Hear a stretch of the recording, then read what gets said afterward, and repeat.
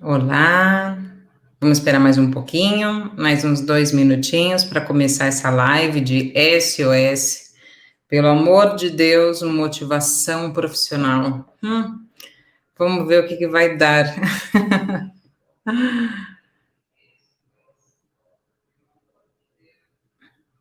Vamos lá, vamos lá. Vamos esperar mais um pouquinho para ver se alguém mais se une, senão a gente começa. Vamos lá, vamos lá. Boa noite, Roberta. Obrigada por você estar aqui comigo.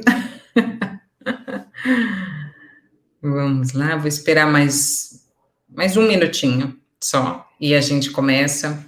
Espero que seja uma reflexão interessante nesse momento profissional para você.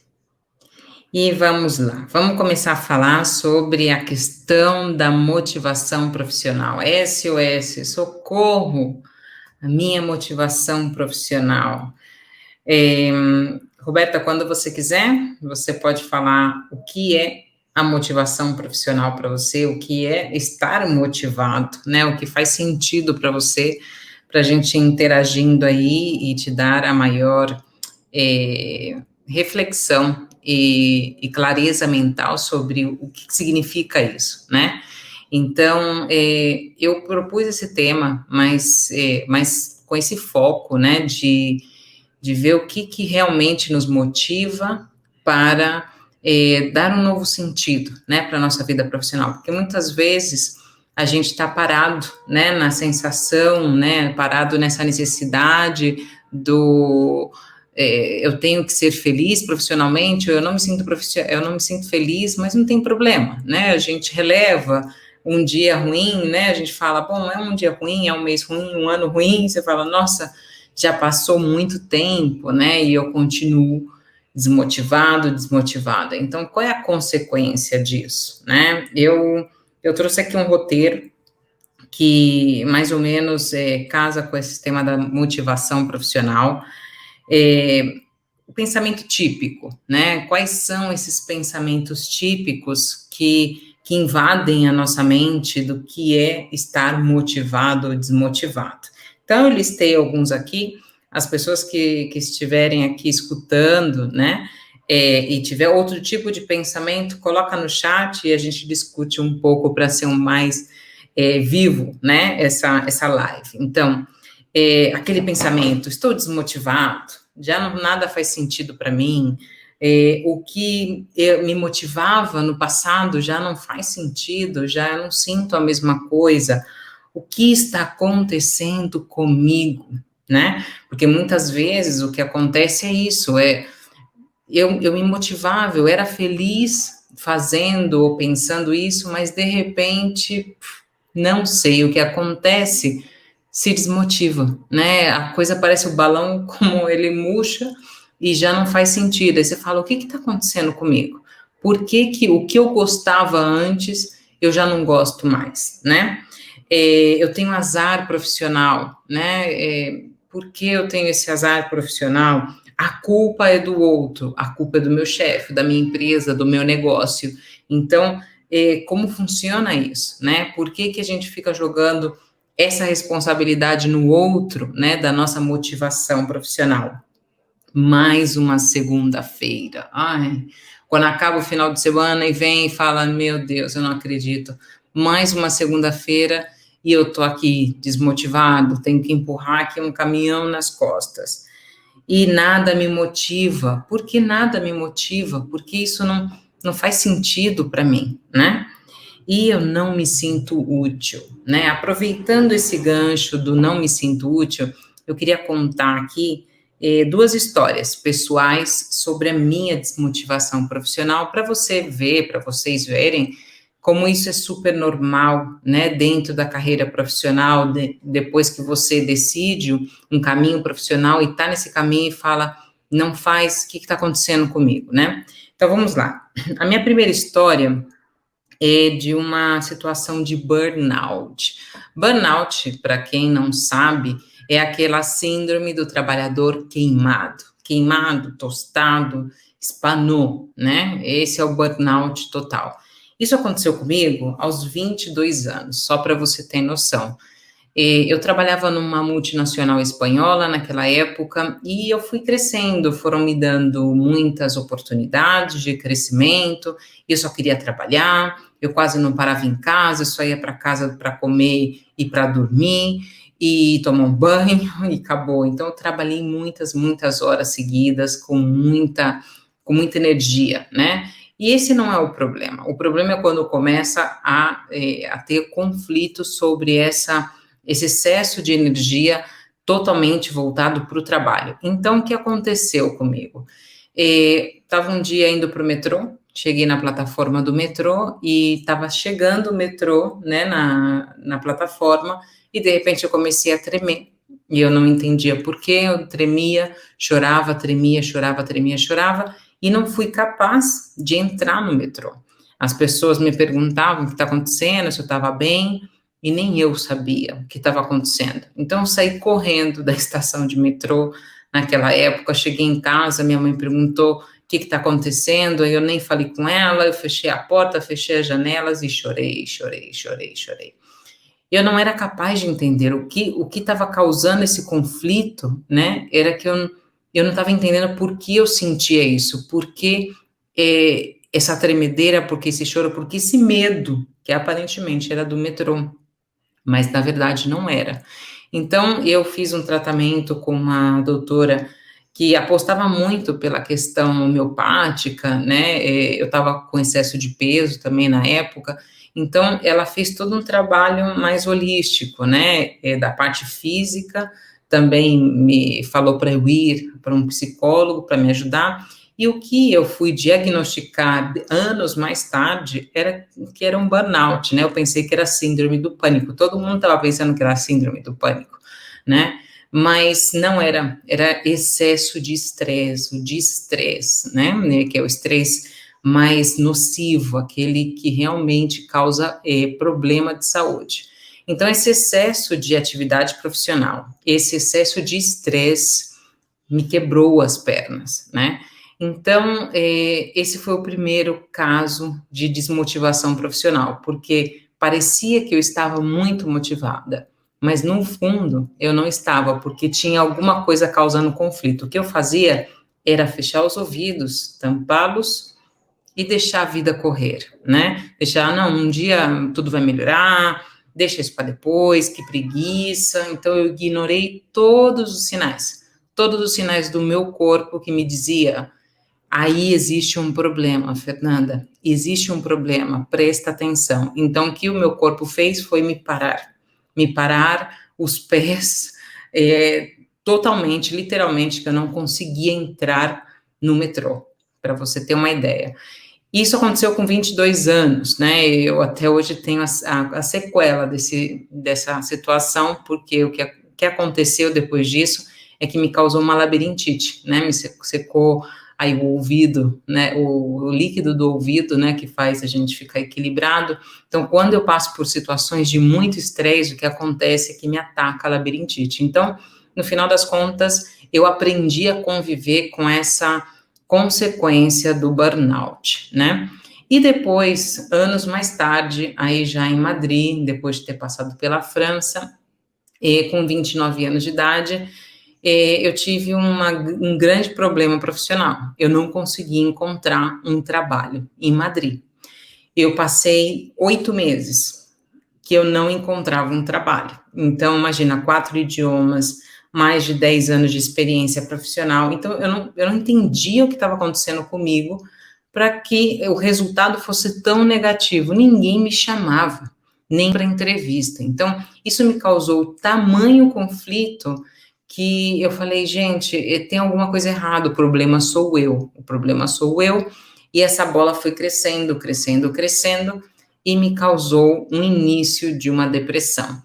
Naquela época eu não fui no psicólogo, né? Anos mais tarde, quando eu estudei psicopatologias, a depressão, a distímia, toda a família, né, da depressão e ansiedade, eu posso falar 100% com certeza que era um início de depressão, que eu não cheguei a cair totalmente, mas isso repercutiu totalmente no meu relacionamento, naquela época com meu namorado, hoje é meu marido, mas eu podia ter perfeitamente destruído a minha vida pessoal por causa dessa desmotivação profissional.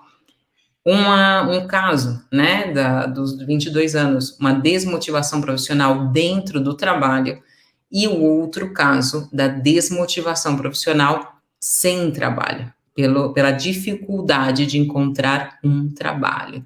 Então, para vocês verem como isso é super normal, isso acontece, e ignorar os sinais é o que causa o grande conflito, ok? Então, o que mais eu tenho para falar para vocês sobre a desmotivação profissional? A parte além dessas coisas da consequência física, né, o que é a depressão, a ansiedade, o que pode causar desmotivação profissional, porque lembrando que a desmotivação é que você não tem vontade, né, a motivação é uma ação, né, praticamente é um agir, você não tem vontade de acionar esse botão do agir, né, então, você fica parado, você se empurra, você não vê sentido, você não se sente útil. E a inutilidade é a mãe, né? A mãe principal da depressão, para vocês terem uma ideia. Então, a importância de apostar pela sua felicidade profissional, a sua motivação profissional. Então, as consequências também, além de física, elas são também econômicas, né? Tem uns dados científicos que eu trouxe aqui para ler para vocês, da LSE, da London School of Economics and Political Sciences, que fez um estudo sobre o impacto, né, da depressão, da falta de motivação, falta de utilidade no mercado mundial. Então, eles quantificaram que a depressão custa para a economia global mais de $1 trilhão. É muito dinheiro, gente, é muito dinheiro. E no Brasil, eles quantificaram, tem um estudo, né, totalmente enfocado, ali, observado no Brasil, que uma média de 5,7% da população brasileira sofre de depressão. Esse estudo é antes da pandemia, antes da crise, então vocês podem imaginar o que está acontecendo agora, né? E a questão é que esse 5,7 equivale a 11,5 milhões de pessoas. Isso, gente, é um prejuízo de 63,3 bilhões de dólares. É muito, muito dinheiro para recuperar pessoas com depressão. Sendo que a depressão, claro, existe um fator, né, de predisposição, muitas vezes, que é um desequilíbrio, né, químico internamente, mas existe o outro lado da depressão também, que é de acordo com a vida, como a gente vai lidando com a vida, esses acontecimentos. A OMS, né, a Organização Nacional Mundial da Saúde, já falava antes, né, da pandemia, antes de vírus, que a ansiedade e a depressão, elas são as principais doenças do século 21. Então, para vocês verem que antes de qualquer turbulência mundial, isso já vinha sendo avisado, que existe turbulência, que a ansiedade e a depressão, né, causada também por uma desmotivação profissional, era uma doença profissional muito grande. E então, aí vem a minha pergunta, né, para as pessoas aqui que estão me escutando: por que custa tanto reconhecer que estamos desmotivados? Por que será? Por que essa resistência em encontrar essa clareza mental de falar para nós mesmos: eu estou desmotivada profissionalmente, preciso de ajuda, levantar a mão, eu preciso sair dessa situação, é necessário, né? Então, eu listei aqui um dos 3 principais motivos, para ver se faz sentido aí para você que está me escutando. Uma das, digamos que a resistência de você encontrar, não reconhecer, né, essa desmotivação profissional, está relacionado com o ego, né? é duro, né, reconhecer pra gente que a gente está desmotivado. Oi, Dani, tudo bem? Obrigada pela presença. O ego, ele é muito poderoso. Então, falar pra gente, né, olha, você está desmotivado profissionalmente, olha, que fracasso profissional é esse, né? Que situação, nessa idade, poxa, você tem tantas coisas, tomou a decisão errada. Então, o nosso ego, o nosso auto-julgamento, ele é cruel, ele é cruel. Então, existe essa resistência de reconhecer uma desmotivação ou um problema interno, porque a gente associa diretamente com fracasso. Então, é muito importante se desvincular do ego e tratar a desmotivação profissional como algo normal, né? A gente está motivado, a gente está desmotivado, e encontrar, olhar diretamente para a causa do problema. Qual é a causa da minha desmotivação profissional? O outro motivo está relacionado com o ciclo da aceitação.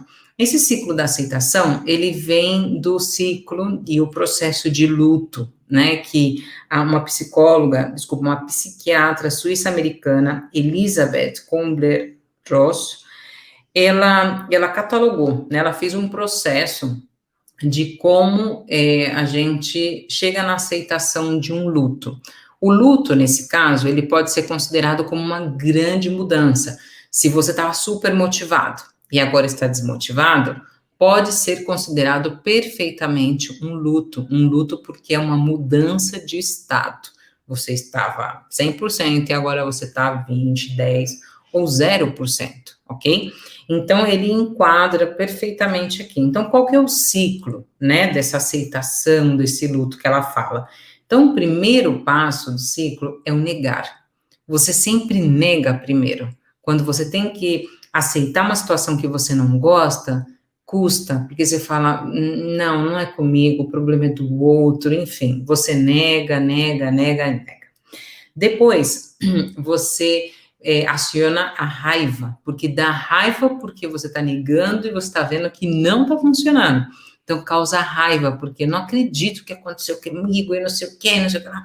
Então, isso dá raiva, ok? Depois vem o processo de negociação. Já alguma coisa já vai entrando na sua mente, vai fazendo sentido, e aí você fala, bom, talvez existe uma luz, né? Aí, quando você está nessa fase, procura ajuda, é o melhor, porque você já está mais aberta, né, a escutar. Oi, Cláudia, obrigada por você estar aqui, boa noite. Então, você está nesse ciclo, né, negar a raiva, né, sentir raiva, depois o processo de negociação, então já alguma coisa já vai entrando no seu coração, depois vem a depressão. E você fala, puxa, agora a depressão? Porque quando a gente negocia e vê que talvez faz sentido, aí a gente é aquela fase de pegar o chicote e começar a dar nas costas e falar assim, então eu tive esse erro, eu fiz isso. Então, o autojulgamento entra aí, nessa grande tristeza da depressão. E depois vem a aceitação. Então, nesse processo, né, de reconhecimento, de aceitação, a gente passa por uma montanha russa, é normal estar na montanha russa das emoções. E aqui quanto mais rápido você reconhecer o seu estágio do ciclo de aceitação, mais rápido você passa por ele. Todos passamos por esse ciclo. Praticamente 100%, porque isso é muito humano. Agora, o grande segredo é não ficar imerso nessas fases muito tempo. Ficar muito tempo na raiva, muito tempo nessa dor, né, eu não quero aceitar isso, na negação. Oi, Nath, obrigada. Sabe? Então, quanto mais rápido você reconhece o seu ciclo, mais rápido você passa por todo o processo de aceitação, aceita, e como a gente fala, quando você aceita, dói menos, né? Não é assim que a gente fala?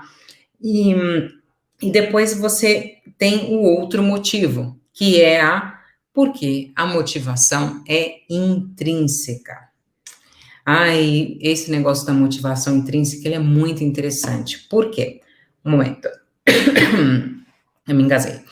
É, quando a gente olha para a motivação e fala assim, não, é a pessoa que tem que me motivar. Não, é a empresa, o negócio ou no relacionamento é o meu parceiro, né? É o meu cônjuge, é meu namorado, minha namorada, enfim, é meu filho, meu avô, meus pais. Quando você joga a responsabilidade da motivação, alguém tem que fazer você feliz, alguém tem que fazer você uma pessoa mais motivada, é aí onde está o grande erro, a grande armadilha. Oi, Estelinha, obrigada pela presença. Então, jogar essa responsabilidade fora de você faz com que você seja uma pessoa frustrada, porque só você sabe aquilo que faz você feliz. E jogar essa responsabilidade que alguém tem que te motivar, que alguém tem que fazer você feliz, ou algo, né, um objeto, ou ter alguma coisa, o que for, jogar a responsabilidade da sua motivação, da sua felicidade profissional em algo que está fora de você, é uma frustração quase ao 100%. Então, comece a pegar essa responsabilidade e colocar ela no seu colo e falar para você mesmo: olha, a minha responsabilidade de me automotivar é certa. Eu tomo decisões em coerência, em harmonia com aquilo que me faz feliz. Ponto. E eu sempre estou nessa linha. Eu sigo aquilo que me provoca prazer. Eu sigo aquilo que me dá alegria, me dá um sentimento positivo, uma energia positiva, independentemente do resultado. Aqui não vale, não, eu vou só escolher aquilo que é bom. Não, não é isso. É descobrir aquilo que realmente faz você feliz e tomar a decisão de estar no caminho daquelas coisas que te fazem feliz, ok?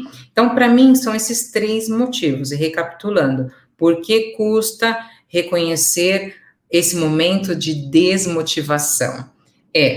O ego, né, que associamos com fracasso, o outro que custa passar por todo o ciclo de aceitação, e depois porque a motivação é intrínseca, ela não está fora de você. E quais são os sintomas, né? Quando a gente está feliz, quando a gente está motivado, o que é aquilo que provoca na gente, né? A gente está com uma boa energia, a gente vê novas oportunidades, é como o momento que a gente está vivendo agora, né? Muitas vezes. As pessoas, elas entraram, né? A gente ficou confinado, né? E ficou naquela sensação de eu estou dentro da minha casa, dentro de mim, né? Eu estou olhando agora para mim. Então, a crise, né, para mim, essa crise que a gente está passando, ela é muito maior, essa crise de valores, né, essa crise do autoconhecimento, essa crise, o que eu faço com a minha vida profissional, com a minha vida pessoal, e a importância de olhar para dentro, né, e ver realmente quem é você, né, o que você gosta, e quando você olha e vê tudo isso, você fala, nossa, tem mais oportunidades do que escassez, né? Eu vejo alternativas dentro daquilo que eu gosto. Eu já vejo já abundância e diminuo um pouco mais o meu olhar de escassez. Então, estar motivado profissionalmente te permite isso, ver as oportunidades, ver as alternativas de toda a situação, né? Independentemente da sua situação, se você está com trabalho, se você está desempregado, existe toda essa modificação, né, de vista da sua própria realidade. E aqui eu quero propor, né, um exercício interessante, muito rápido, né, que se você tiver um papel, uma caneta, eu gostaria muito que você pegasse, né, essa caneta, esse papel, essa caneta para você fazer esse exercício, né, porque ele te dá um input, né, um insight interessante de como você está na sua motivação profissional. E é bom que ele não mente, porque quando a gente escreve, né, a gente deixa lá escrito para a gente, fica claro, né, tá ali, e não tem como mentir, né, quando a gente pensa, os pensamentos vão embora. Agora, aquilo que está escrito, que você mesmo escreveu para você, como é que fica, né? Então, vamos lá. O exercício é o seguinte, espero que vocês estejam Preparadas, preparados? Mas, bom, como fica gravado também, qualquer coisa é só voltar ou perguntar aqui no chat para mim, tá bom? Então, vamos lá. Você vai fazer quatro colunas, ok? Então, numa folha assim, 4 colunas. A primeira coluna, você vai listar, vai fazer uma lista de todas as coisas que você gosta, ok? Tudo, em todos os âmbitos. Profissional, pessoal, tudo da sua vida. Você vai lá e lista aqueles gostos, o que é importante ali para você, o que você gosta realmente de fazer, ok? Essa é a primeira coluna, escreve aí, coisas que eu gosto. Depois do lado, você vai fazer um filtro, né, disso. Das coisas que você gosta, quais delas você ama fazer? É diferente, hein? O gostar do amar. E aí você já passa por um filtro. Todas as atividades que você gosta e depois dessas que você colocou na primeira coluna, quais são as atividades que você realmente ama fazer, ok? Na terceira coluna, você vai colocar quantos por cento dessas atividades que você ama estão presentes na sua vida profissional. Aí é o grande craque. Aí é onde a pessoa fala: meu Deus, eu não estou fazendo nada daquilo que eu amo, o que eu faço da minha vida? Eu saio correndo, eu vou lá para o Nepal meditar. Bom, agora não dá, mas eu faço online, não sei. Mas o importante aqui é quantas dessas atividades estão presentes na sua vida profissional. Aí faz aquela continha, né, para saber a porcentagem. Quantos por cento das atividades que você ama estão presentes na sua vida profissional? Esse tem que ter coragem, tem que ser sincero, ok? Porque o autoconhecimento é para valentes. Isso tem que ficar muito presente. E na última coluna é o que você pode fazer para que essas atividades elas estejam cada vez mais presentes na sua vida profissional. Porque muitas vezes o que você encontra, né, nessa terceira coluna, você fala, você entra em desespero, coloca a mão na cabeça e fala: Fernanda, parou, melou, né, como a gente fazia com o jogo assim, melou,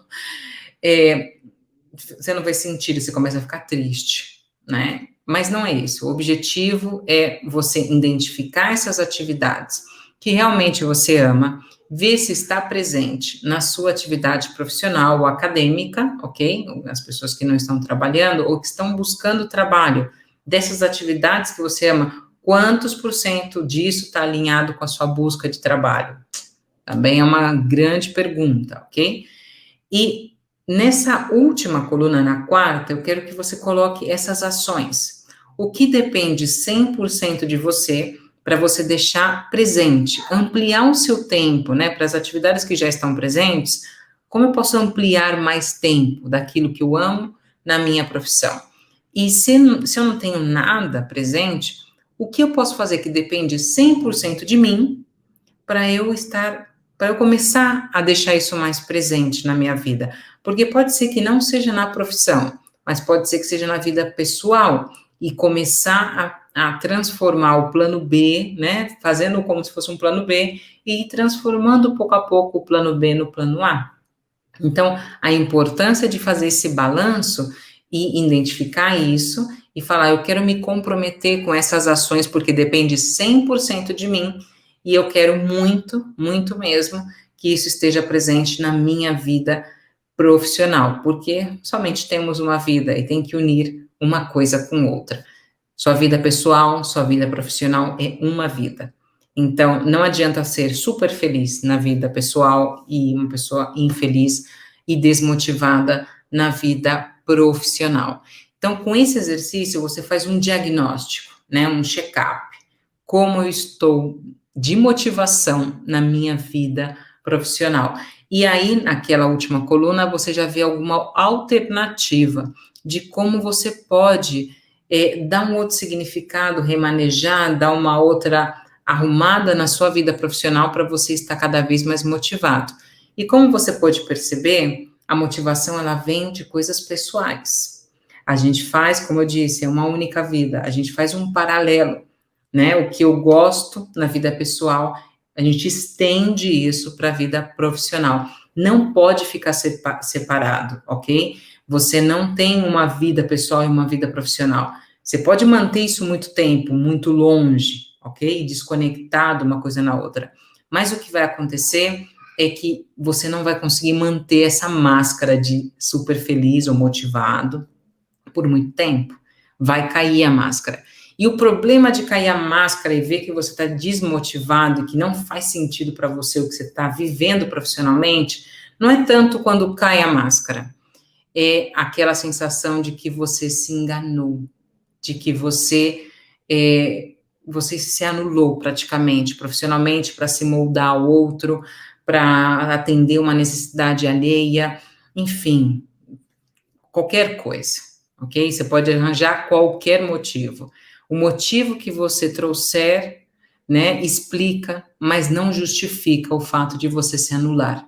Então, cuidado com esse ponto de ficar dando motivos para não se movimentar, né, buscando, não, é que eu não vou porque esse salário é maravilhoso, porque essa empresa, agora o mercado está complicado, a escassez, ok. Se você não está preparado, ok, mas assuma para você, aceite que você está desmotivado, que está esse SOS, me ajudem, ok? Para começar a planejar paulatinamente, ou seja, programado e pausadamente, a sua transição de motivação. E aonde está a sua motivação? Que está nessas atividades do exercício. Então, eu super animo você a fazer esse exercício para ter já um primeiro diagnóstico de onde pode estar essa motivação, o que está falhando. É porque essas atividades não tem nada presente do que eu gosto, do que eu amo na minha profissão, está muito desconectado. Então, quanto mais desconectado, mais longe a minha vida pessoal está da minha vida profissional, mais infelicidade e desmotivação profissional eu vou ter, ok?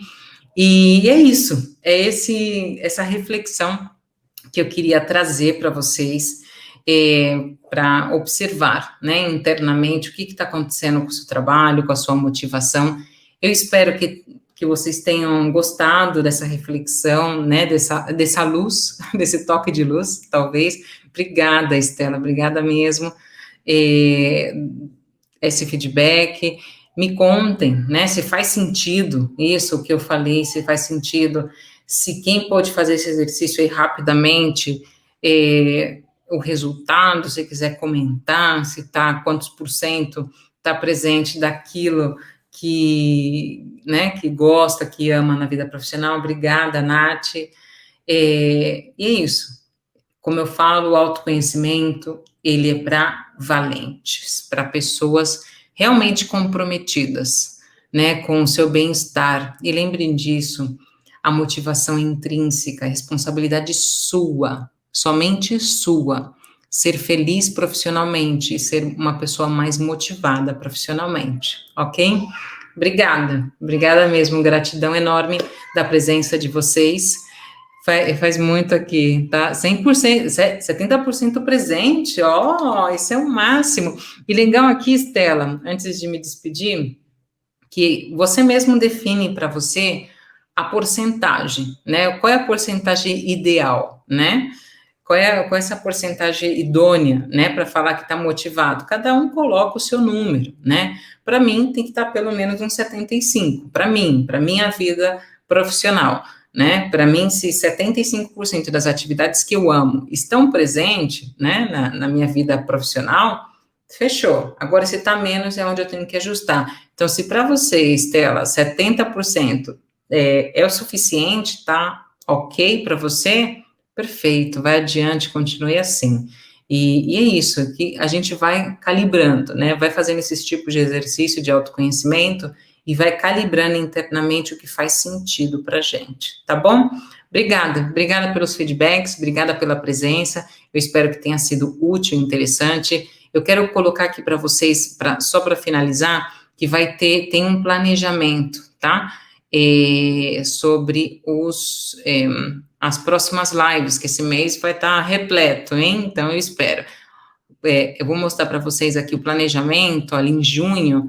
Eu chamei o mês do seu upgrade, hein? Da sua, a sua grande evolução, né? Dá para fazer isso esse mês ainda. Vamos colocar agora, a mão na massa. Na semana que vem, na quarta-feira, às 8h30 também, eu vou falar de quem está no meu currículo. Meu Deus do céu, é você mesmo. Quem está aí? Quem é essa pessoa? Como vender ela melhor num processo de seleção ou em um processo de transição, né? Dentro da própria empresa, ou se você quer abrir um negócio, enfim, quem está no seu currículo.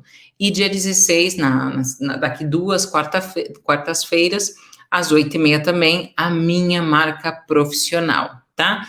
E essas são as 2 das próximas semanas, e depois vai vir 10 lives que eu vou fazer, que é o passo, são a minha rota, né, a rota da minha motivação profissional em 10 passos. Então, eu vou falar aqui coisas riquíssimas, riquíssimas mesmo, sobre a motivação profissional, né, a ferramenta de autoconhecimento Ikigai, os depoimentos de pessoas que fizeram o método sétimo sentido, a felicidade profissional, a gestão emocional, como escolher o futuro profissional, rompendo essas crenças limitantes profissionais, a vocação profissional, o que é isso?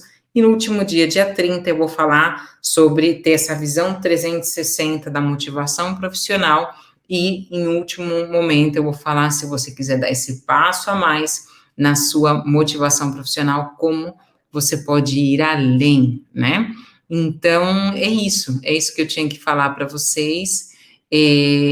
Obrigada novamente, obrigada mesmo. E é isso, não sei se vocês têm mais alguma pergunta.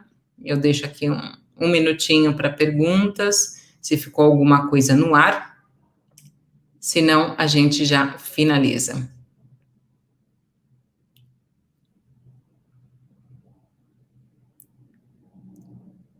Então, parece que está bem claro.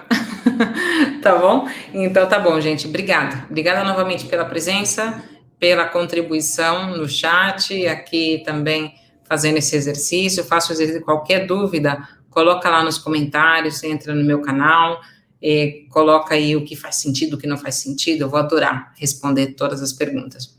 Um grande beijo, boa noite a todos. Tchau, tchau, obrigada.